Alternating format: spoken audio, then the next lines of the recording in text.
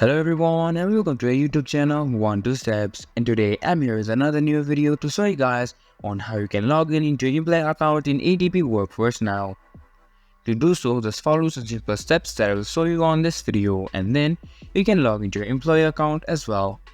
First of all, open up your Google browser and then go onto your search bar and just type for ADP Workforce now and hit on enter. After you do so, many results will be on your screen. Click on the first link that pops up, and now this will take you to the official login site of ADP Workforce.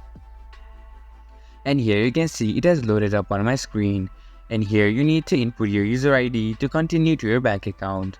Just input your user ID, but in case you forgot your user ID, you can use this button "Forgot User ID" to help you reset and retrieve it. And you can tick this "Remember my user ID" as well if you are using your own private computer. I would not recommend you doing so if you are using a public one. Now, click on Next after inputting your user ID. And then it will take you to a different page where now you need to input your password as well.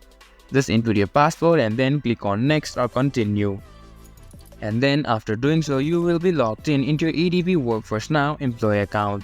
And that's how you can log in into your ADP Workforce Now employee account.